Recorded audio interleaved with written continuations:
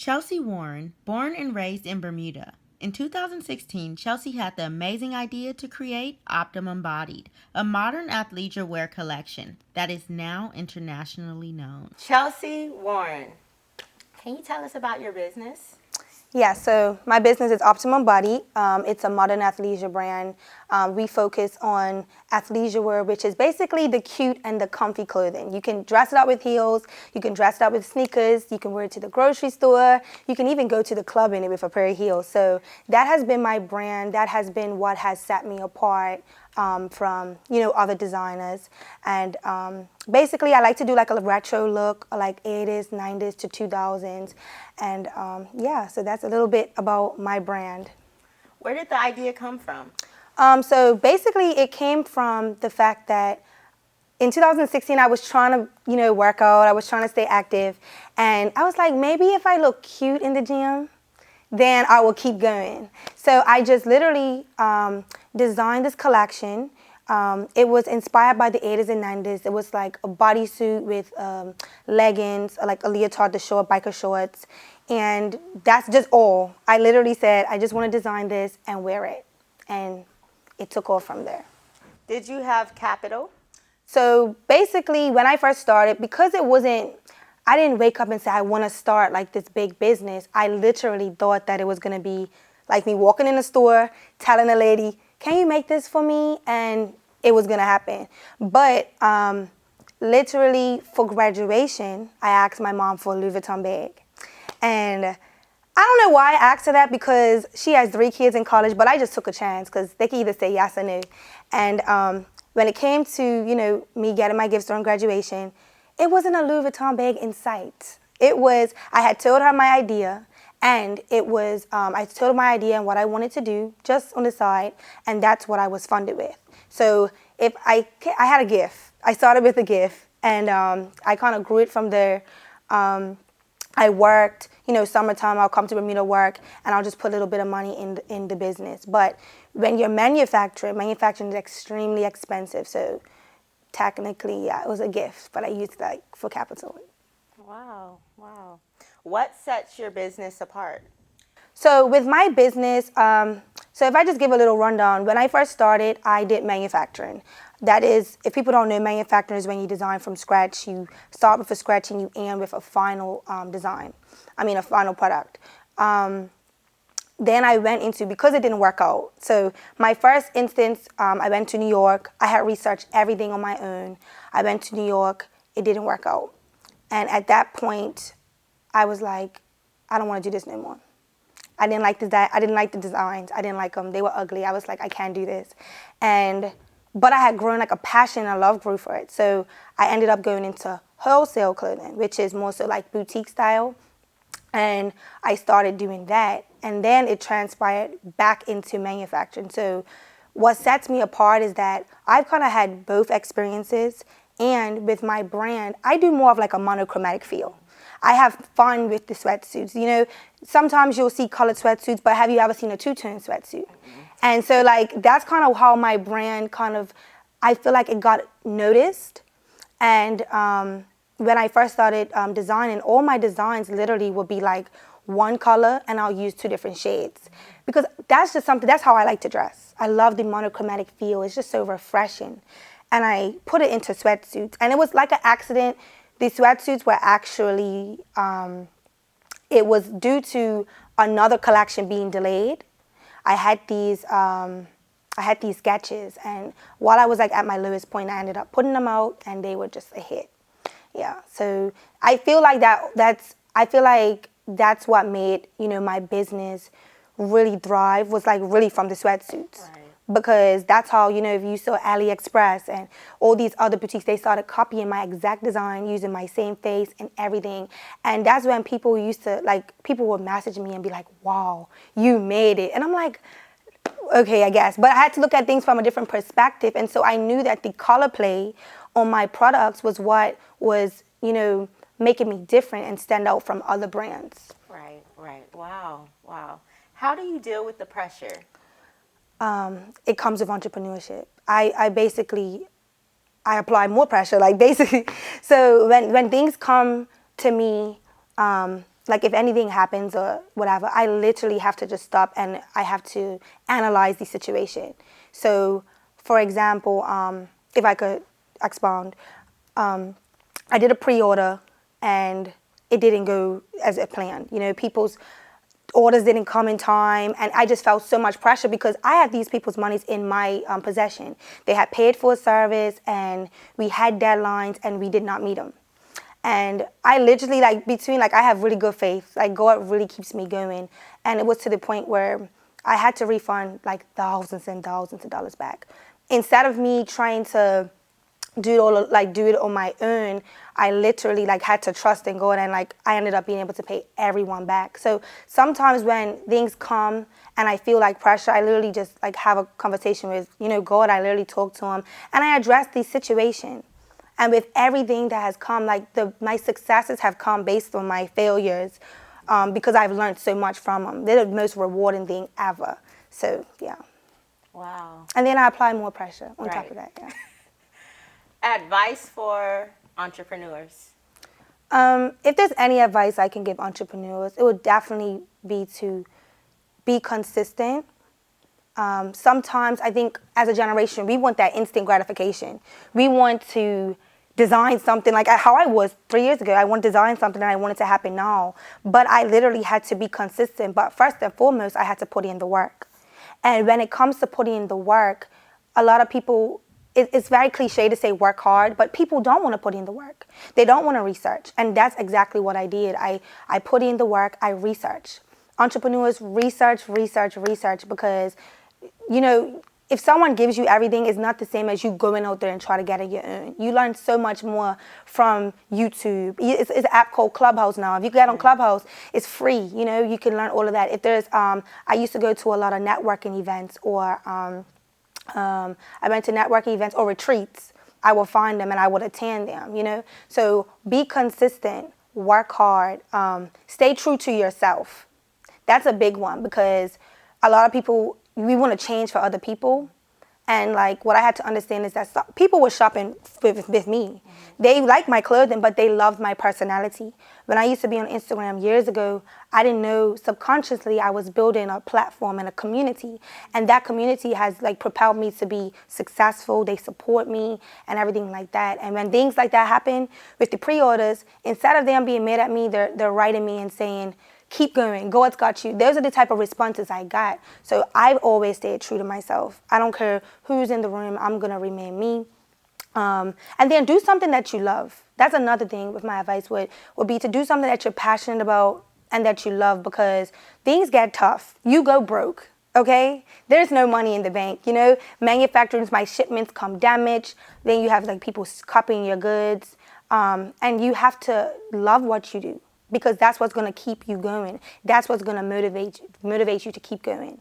Also, like, stay focused, meaning you're not for everyone. And when you have businesses, sometimes we want to please everyone. And, like, for me, I had a sweatsuit business that focused on women. But then everybody, like, different people wanted them. They want this, But I had to stay focused because, I had to stay focused on my target audience. Not everyone's going to like what you do, and that's okay. So that's just my little advice. Okay, great advice. How do you balance business and personal life? I think for me, they're very much intertwined with the industry that I'm in. So with my personal, which will be like friendships and stuff like that, when I'm out networking, like if I'm at an event or something like that, I'm actually intertwining my business, with that by giving people my business cards or them asking me about it. But wholeheartedly, sometimes it comes down to prioritizing. That's how I find the balance. Because when it comes to business, especially being an entrepreneur full time, you don't get, your 24 hours kind of belongs to your business. Mm-hmm. So I've had to teach myself to kind of separate it. So, like, mainly, like, on the weekends, I try to not do Uptimum. Like, I literally try to just have fun. If I do go out or if I'm doing anything leisure, it's like after hours. Because I literally get up at 9. I have calls. I have manufacturer meetings. I have a lot of different things like that. So that's just how I do. I balance my times. I prioritize it. And I just make sure that I give myself that free time, to do stuff like I want to do, get my nails done, stuff like that. Okay, yes. Perfect balance. Yes, I have to. You have to have the balance because the business will drain you. You will realize that as your business scales, it grows and you're dealing with more problems. So you have to set time for yourself. Yes. How and when did you get into design? So I guess I'll say in 2017, when I came up with the idea of this mini collection, I did my research. I didn't know anything. I don't even know how to sew. And that's like straight up. I designed, I sketched it. And I went on YouTube, I went on Google. I literally probably typed in how to make clothing or who do I go. Like, I was like very straight up. And that's when I found out like the phrase manufacturing and clothing manufacturers. So when I got to go to New York, that's when I got to see the whole process in fruition. I got to see, my sketches. They didn't redo my sketches. They showed me the seamstress. They showed me everything. So basically in 2017 is when I got to it. 2018 was when I learned more about the whole process from a sketch to then they have to do like digitals, which will be like a technical package, which will have like your measurements and your flats. Then it'll kind of go into, you have to have a sample. But before a sample, you need a fabric source. Fabric source then goes into your sample. Then you do size grading. Then you do sampling. Then after sampling, you get size sets. And then after size sets, you go into production. So it's like a whole process. So I learned that, I went to a fashion retreat, took some little classes. So every day I'm learning. So that's just how basically between 2017 and 2020, basically that's when I learned like the actual like how to design and all of that type of stuff. What was your big break? My big break with my business. Okay, so I've always received support, especially from Bermudians. Like, I'm really thankful for that. But so I want to say it was actually last year with the sweatsuits, because my business was doing well. Like, I feel like even on Instagram, I think it had like 1,200 to 2,000 followers or whatever. But last year, an influencer actually wore, actually a couple of them wore around like the same time. And literally, it was like I had to call my best friend because this person wore it and it just went viral. Like, it went viral like 3 times. But this first time was like, it was shocking to me because it was just like some people who I really like. I'm in Atlanta around these people, but to see like them wearing it was just like, oh my goodness. And it just went crazy from that. I've always received the support, but it just went like viral and crazy. And I called my best friend. I didn't even have a website. Kendal, I didn't have no website. And people were trying to order online. I had like, in like 3 minutes of the video being posted, it was like 100 DMs. I had to call my best friend like, hey, let's take these orders. And I was taking literally orders manually. I had no website. So like that goes into play, like how it's crazy how God works. But that's just how it was. And then it just kept growing from there. It'll be different people in my things. But I feel like my big break is just technically almost when my customers are buying things like 3 and 4 times as well. My returning customers also feels like a big break because it's okay to get someone to buy your things once, but when you have someone buying your things 10, like 5 times, 10 times, like every color, that to me is like, that was like my big break as well when I start seeing my customers returning. Advice for getting consistent customers. Being consistent. So advice for consistent customers is to be consistent, literally. Like I said, things happen like over time, like things take time. I read something, I think I learned about it in Clubhouse or learning about conversions, that it takes a customer like 4 to 5 times or something like that to see your product for them to actually support it. So you have to be consistent with your posts on Instagram, consistent with your email marketing, be consistent. Give them something to support. Like, you make these people, it's your, like, if they're not buying, like, go back to the drawing board and figure out what ways can you attract these people to buy from you. I'm very creative now. I'm not rich yet, but when I get some money, it's going to be a big production. But the other day I launched a collection and I wanted to switch it up. I normally do really nice photo shoots, but this time I used like avatar, like animation, digital. You have to check it out, sis. Yes. I used a digital animation to bring my my designs to life, and it was captivating. So it, of course, it attracted more consumers to my page and stuff like that. So be creative and innovative. Get them to want to shop with you. If you don't shop with me, I'm going to make you shop with me. I'm going to give you, something. You're going to want to shop with me at the end of the day. So definitely be consistent. That's the main thing. And come up with dope content. Because right now in this generation, people are shopping with like the marketing of it all. Like you could kind of sell anything, but if your marketing is A1, you're getting them to buy, like that is the main thing. And then also build a community. Build a community to make sure that people feel welcomed and like they want to they want to shop, they want to support anything with your brand because of your message. So that's another thing. Which international designers do you like? So definitely because I've been in the US, I've been exposed to really so many. My favorite is Jennifer Lee. I love Jennifer Lee. She is a shoe designer. I love Jay Nice. She's a clothing designer. I love Milano de Rouge. I love Mina Monroe. I love Connor Walker. Connor Walker does more of a in-between, like she does luxury, but it's affordable. So those are like my top designers internationally that I love. And I use them as like motivation. Some of them I'm able to reach out to and, converse with, but those are my top designers. Do you feel like you're living in your destiny? For sure. Because remember, I went to school for accounting, and then I did my master's, and then I was working as a senior accountant in Atlanta. And I'm not saying I didn't like it, but I just felt like I wasn't fulfilling my purpose. I feel like with me, I love working with my customers. Like I love changing lives. I love for people to be happy. I love, like my brand is inclusive, but it's also exclusive, meaning that I have sizes. I try to do plus size, I try to do the petite sizes, but I try to do dope clothing so everyone feels, accepted. So, yeah. Most rewarding aspect of what you do? Is motivating others. It's more so the story and finishing the race.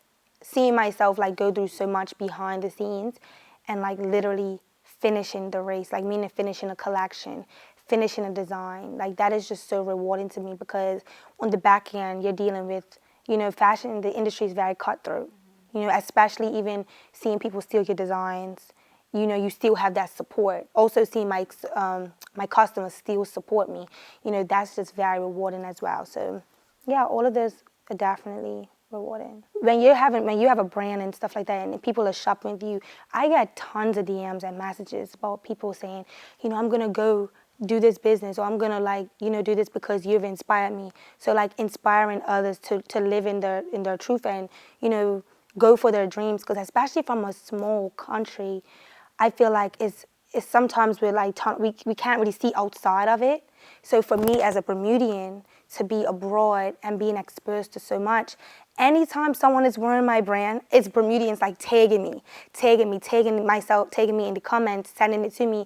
And so to feel like the love and the other Bermudians just being inspired to, go above and what we have in this island is like very inspiring and rewarding as well. How has COVID affected your business? So ups and downs, but actually for business owners, if you're in e-commerce, they have seen sales skyrocket. I don't understand why. I'm not asking any questions, but literally when I launched right before COVID and we sold out. We did amazing. But the negative effect was that I wasn't able to get my shipments at a good time. And that was when COVID first started. So it kind of it did negatively affect me because it brought up this anticipation, which I thought it was going to negatively affect me. But because it wasn't available, the minute I got that shipment, it sold out. The next shipment sold out. So I feel like for me, unfortunately, because I know people have lost loved ones from it, but it has been, positive. It has helped people to be more innovative. Some things that we would have done without COVID, the regular, people are becoming innovative. I launched a collection digitally. Hanifa, I also love Hanifa brand. She did a digital fashion show. Rihanna, so I feel like with COVID, me personally, it actually, helped my business. Wow. Yeah. Wow. Born and raised in Bermuda, you moved to Atlanta, and you just made this name for yourself. What would be your advice, on someone with the ambitions of moving away and starting a business? So, when I moved away, it wasn't for that, but when I went to school in Huntsville, Alabama. So I was already I went between Huntsville, Alabama and Atlanta.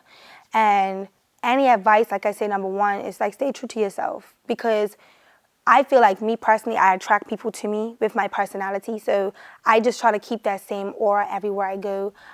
But I noticed the biggest thing for me was when you move to a new country, try to network. Sometimes we're too like what I learned out there is that you have to be aggressive. You want to be successful, you want to compete with everyone around you, you need to go out there and get it. So when I got that mentality, I was hanging around other like-minded individuals. They're getting it. Any opportunity they had to network themselves, promote themselves, they were doing it. So what I do?